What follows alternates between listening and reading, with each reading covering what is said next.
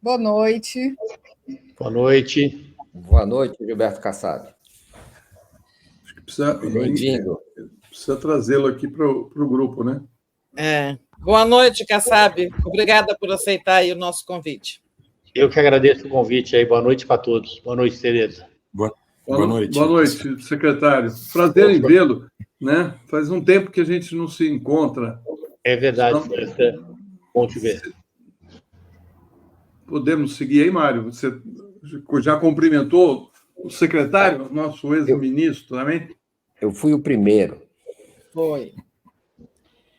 Tereza. Gente. Então, eu vou começar aqui. Eu que fiquei ali incomodando a assessoria dele para ele vir aqui. Vou fazer a primeira. Olha só. Você sabe, tem essa tradição, a gente chama a pessoa pelo cargo mais elevado que ela já ocupou, então acho que você é ministro, mas você tem muitos outros títulos, né?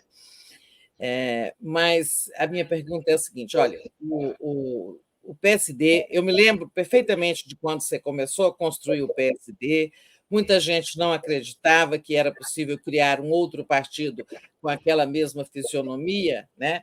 Houve atritos com o antigo DEM, né? Hoje União Brasil, e você foi vitorioso na construção desse partido que você diz de centro, né? O partido teve vitória retumbante aí na eleição municipal, maior número de prefeituras, o segundo em número de votos, tudo bem. Mas a pergunta é, sim, qual é o projeto político do PSD? Né? É continuar sendo um partido parlamentar com a grande bancada para negociar apoios e tal, ou é um partido que vai disputar efetivamente o poder, no caso, a presidência da República, em 2026? E se essa é a opção, eu vi você falar em Ratinho, mas eu ouvi outros nomes e tal. Vamos relembrar aqui 2022. Nós fizemos um esforço muito grande com o Rodrigo Pacheco para que ele fosse candidato à presidência da República, até porque é uma pessoa muito bem preparada, seria um excelente candidato, seria um grande presidente caso se elegesse. Em um determinado momento, por conta da instabilidade do país, ele entendeu que deveria concentrar toda a sua energia na presidência do Senado, por conta da participação importante que ele acha que o Senado teria na condução, no acompanhamento das eleições, e ele acertou. Esgotada a tentativa da candidatura do Rodrigo Pacheco, fomos ao Eduardo Leite, quase que fizemos o seu lançamento, quase ele se filia ao partido, e, no final das contas, acabamos liberando o partido. Não será diferente em 2026. É evidente que qualquer partido ele precisa ter como objetivo principal o poder.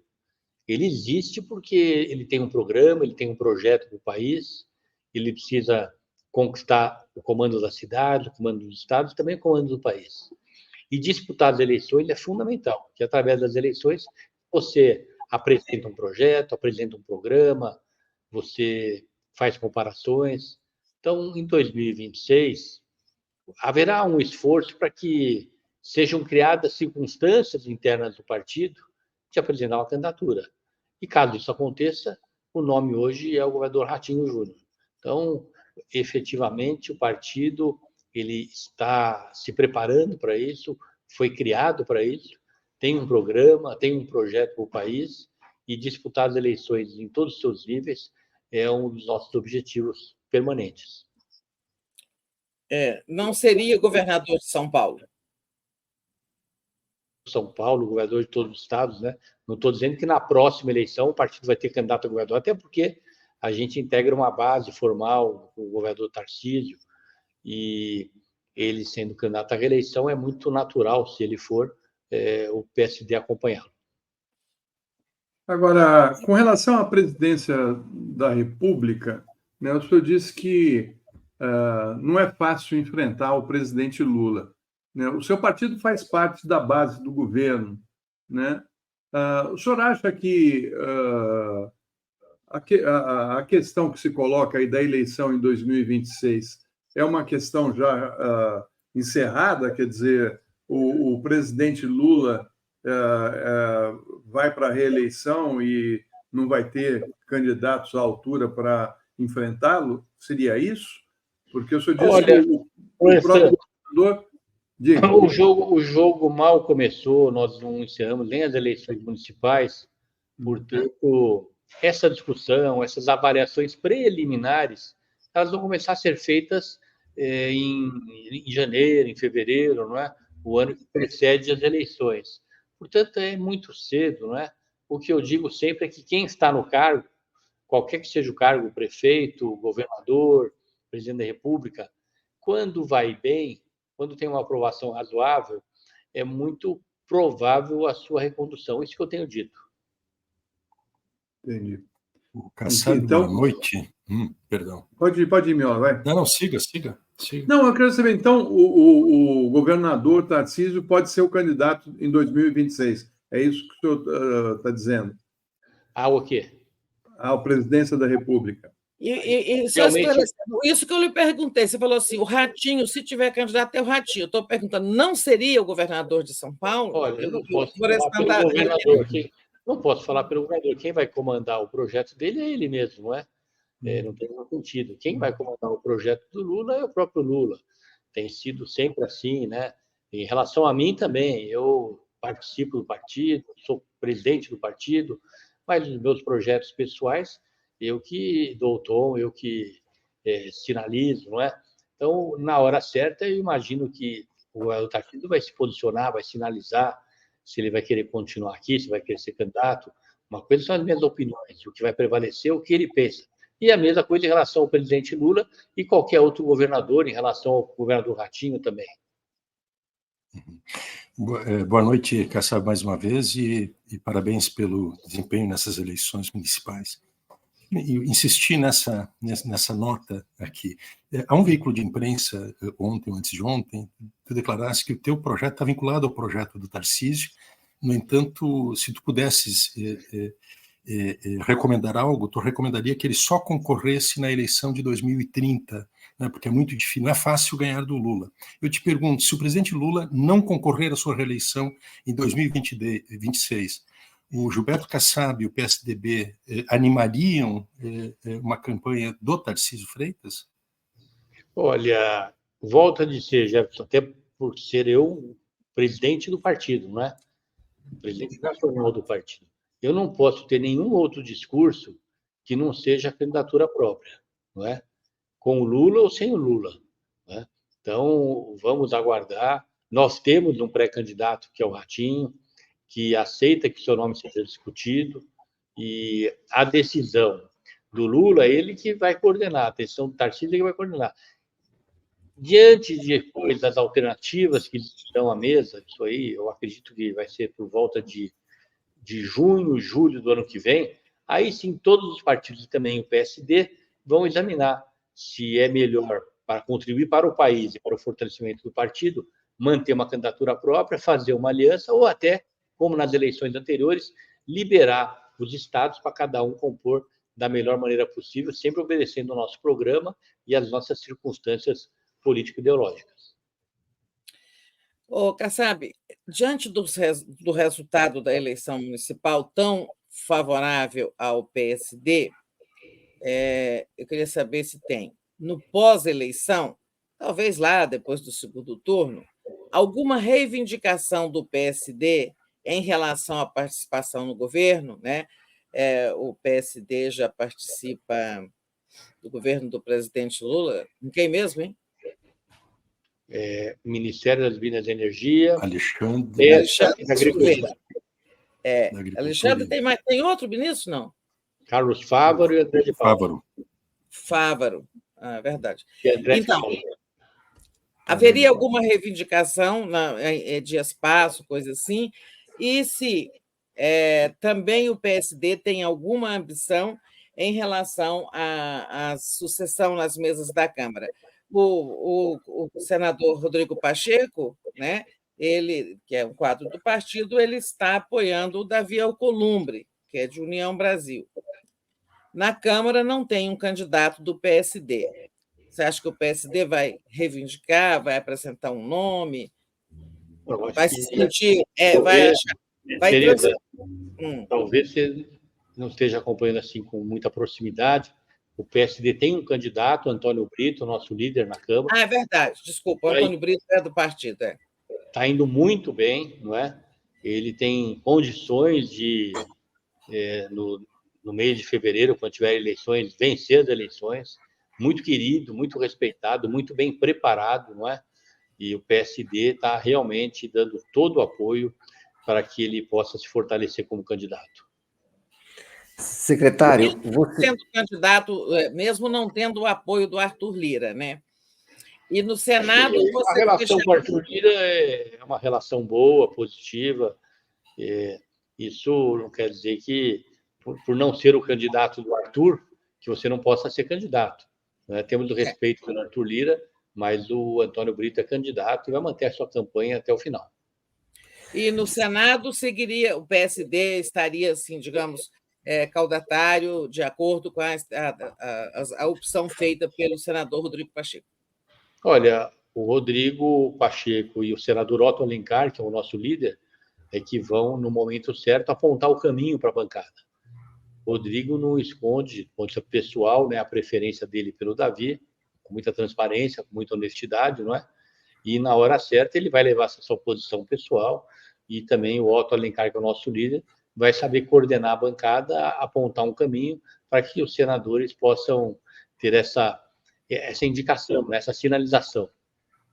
Certo. Mas não é uma questão fechada, não. Secretário, você declarou, segundo o que eu li, que a grande derrotada dessa eleição foi a polarização. Você pode explicar melhor o que você estava querendo dizer com isso e a quem você estava se referindo especificamente? E a segunda questão é, qual é a sua avaliação do governo Lula até agora? A minha frase, ela diz respeito ao conceito, não é? Porque os meios de comunicação, lideranças políticas da esquerda, da direita, até algumas do centro, apostavam na tese de que o Brasil estava dividido, polarizado, que não tinha espaço para o centro. Vocês sabem disso, entra no Google aí, você vai ver milhares de manifestações nesse sentido. E muita animosidade.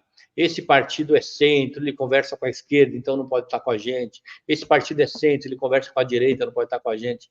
O que essas eleições mostraram? A própria Tereza aí mencionou que o centro, e o PSD é centro também, ele teve uma votação muito expressiva, votação para prefeito.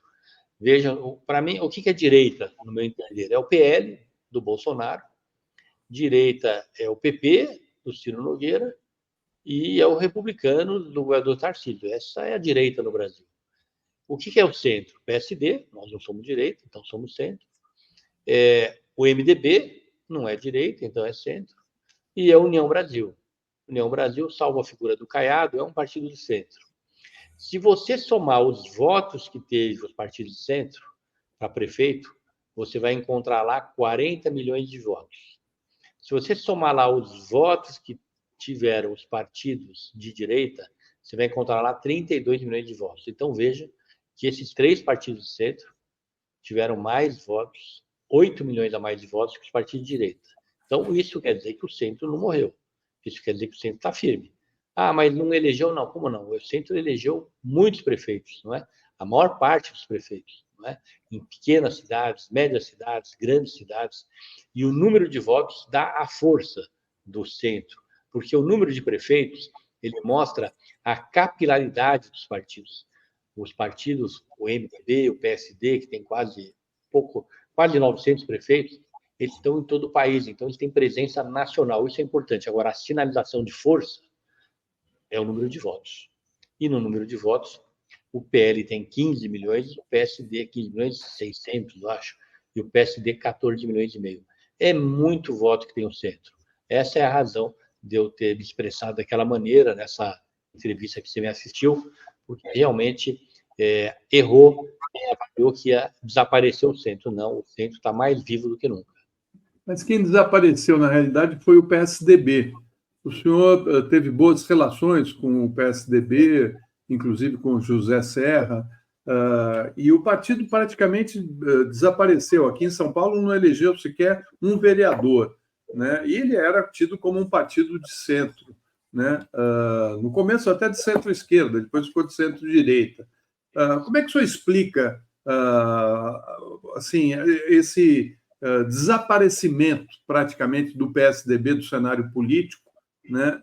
E como é que o senhor analisa o fato de o PT, que surgiram ali praticamente juntos, disputando a presidência, né? O PT e o PSDB, está firme aí com o presidente Lula, né? Com algumas prefeituras, não teve uma votação tão expressiva, mas aumentou o seu número de prefeitos.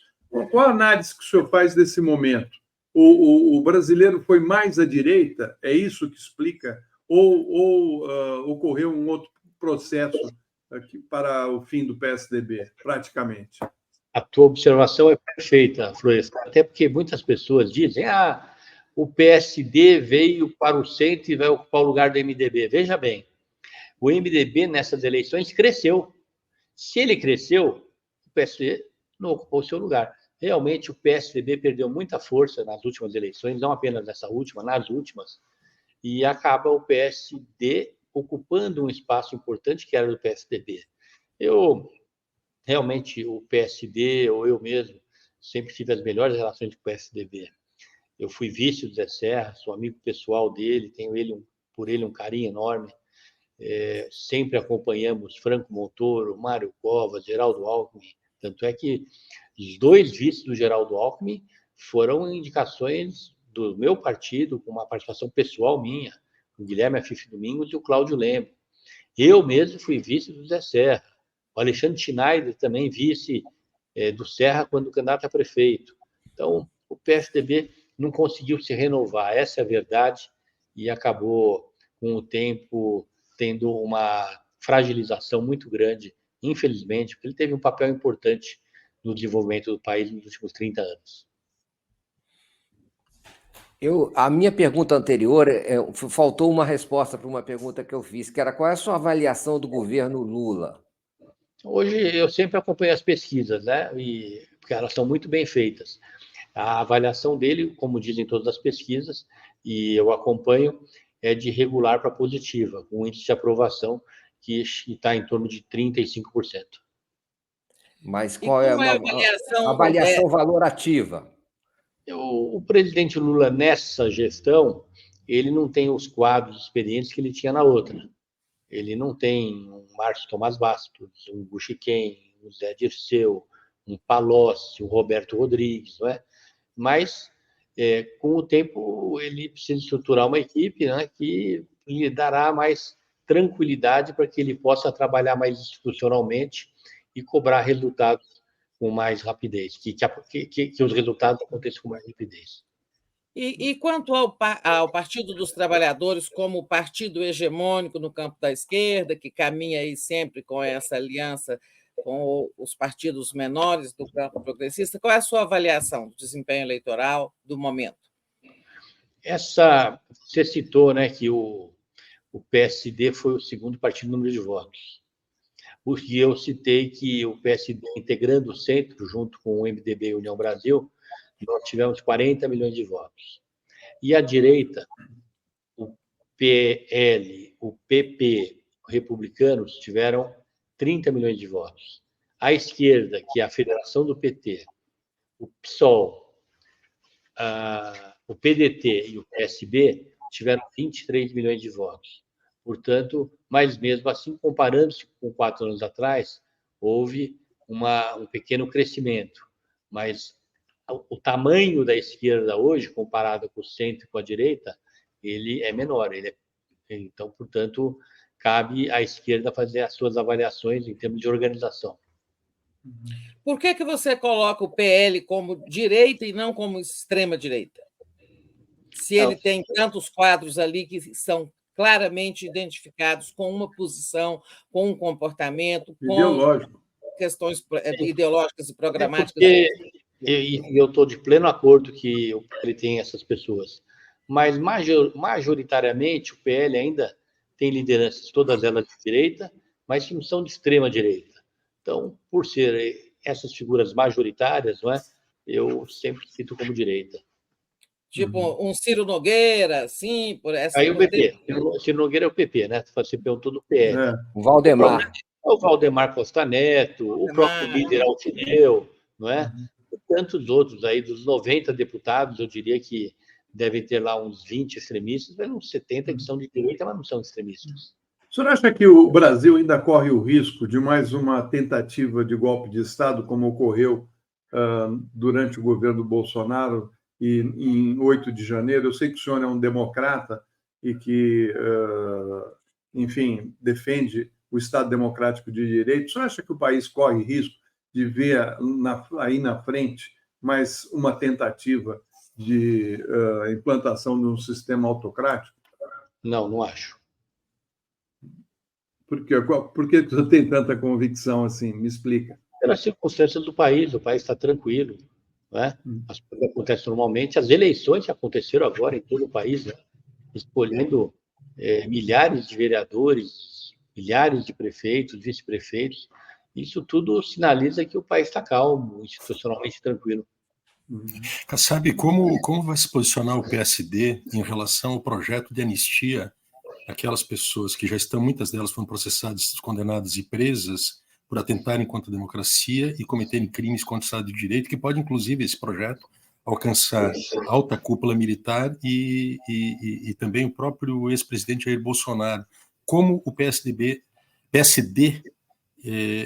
se posicionar em relação a esse projeto de anistia que está tramitando no Congresso e inclusive no dia de ontem foi pedido de vistas, deveria ser votada na CCJ, mas está em vias de votação, num contexto de uma ofensiva muito importante de setores, né, extremistas dentro do Congresso, do campo bolsonarista, que atacam, né, a Suprema Corte do nosso país, como o dia de hoje, que aprovou, inclusive, duas propostas de emendas constitucionais, uma limitando as decisões monocráticas de ministros da Suprema Corte e outra que é a prerrogativa que o Congresso poderia passar a ter de anular decisões da Suprema Corte.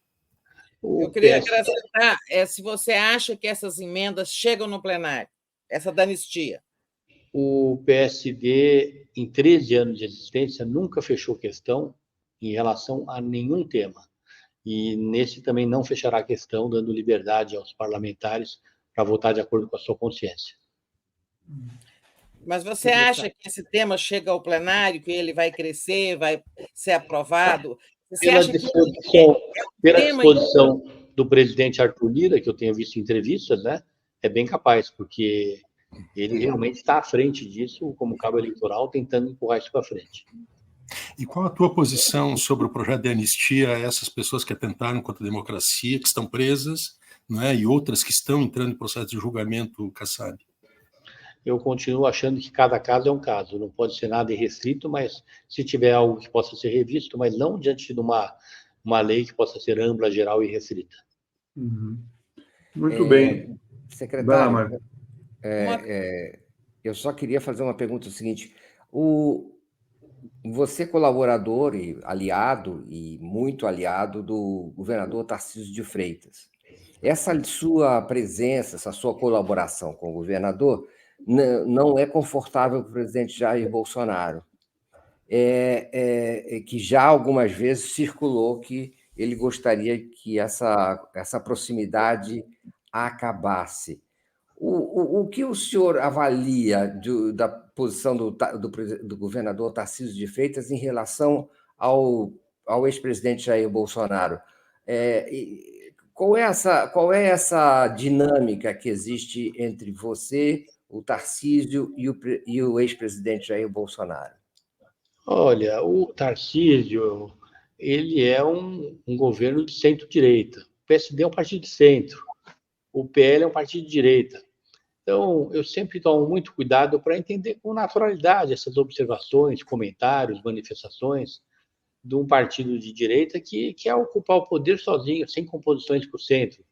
Eu vejo com naturalidade, não perturba a ação do nosso partido, nem a minha ação e dos demais secretários do partido, junto aqui ao governo do Estado, procurando colaborar para que o Tarcísio seja um bom governador.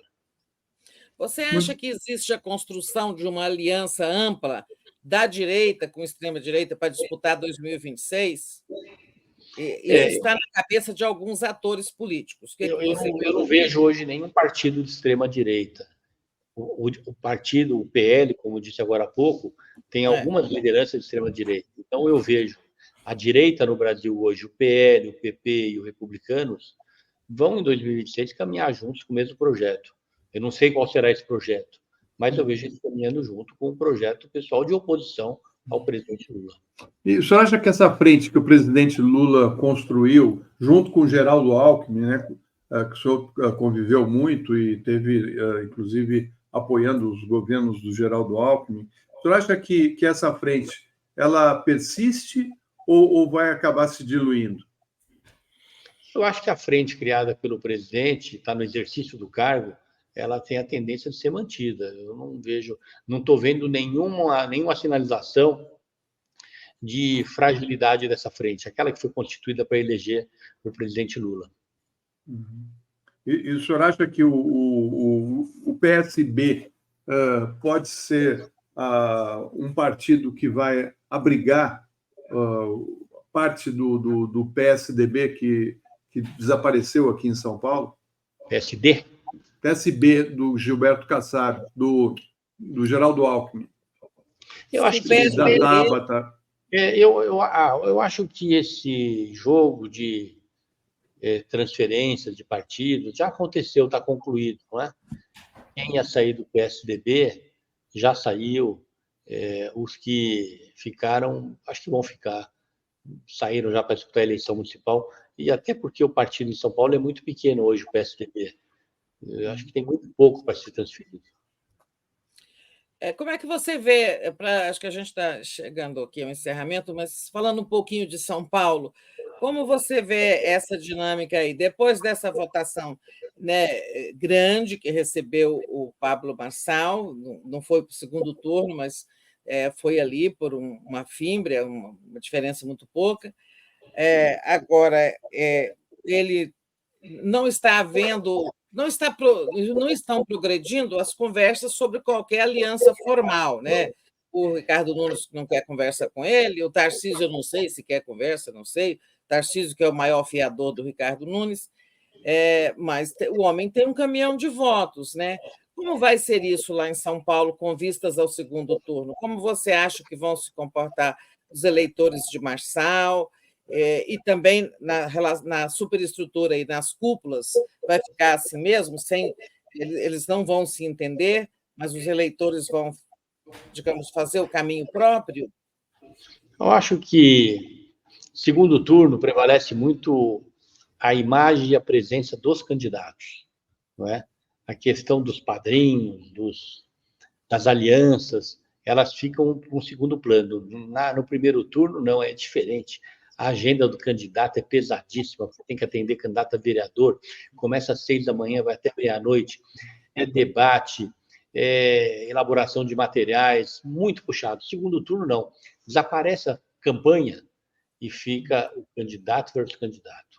2, 3 visitas no máximo por dia, visitas muito bem estudadas, frases bem estudadas, preparação para sabatinas, para o debate, isso que prevalece.